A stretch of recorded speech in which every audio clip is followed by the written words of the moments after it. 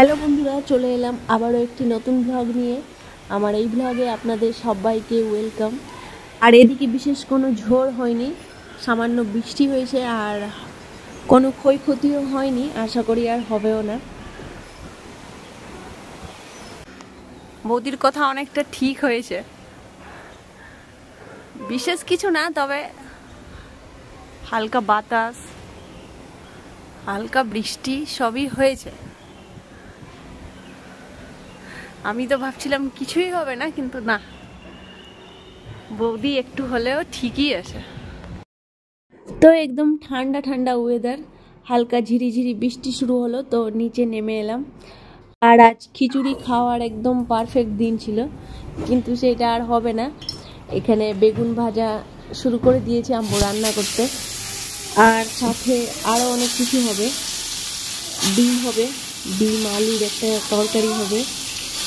তো এখন আপাতত বেগুন ভাজা হচ্ছে, কিন্তু একদিকে বেগুন ভাজা হচ্ছে আর একদিকে ডিম সেদ্ধ বসিয়েছে।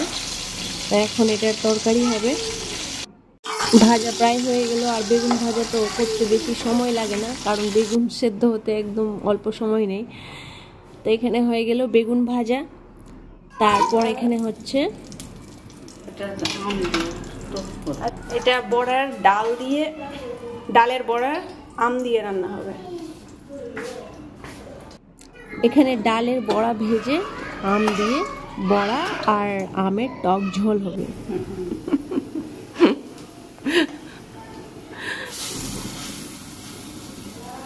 সুন্দর। এখানে আম্মু বড়া ভাজা শুরু করে দিল, আর আমি একদম তাকিয়ে বসে আছি, ভাজা হলেই একটা তুলবো।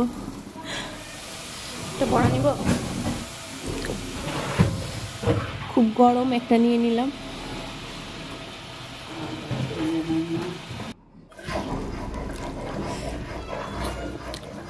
বড়া ভাজা হয়ে যাওয়ার পর মশলা, কি মশলা দিলা?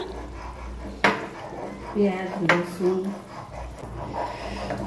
পেঁয়াজটা হালকা লাল করে, রসুন, জিরে, ধনিয়া আর সরষা বাটা,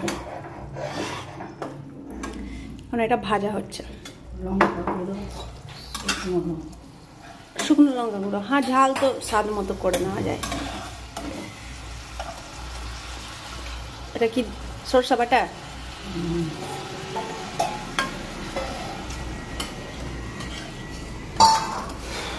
এবার মশলাটা ভাজা হয়ে এসছে, পরিমাণ মতো জল দিয়ে সুন্দর এখানে ঝোল বানিয়ে নিলাম।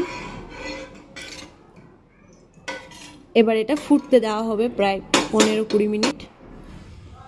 একদিকে এখানে আম কেটে রাখা হয়েছে, ঝোলটা ফুটে এসছে। এবার দিয়ে দেওয়া হলো ভেজে রাখা বড়া, ডালের বড়া।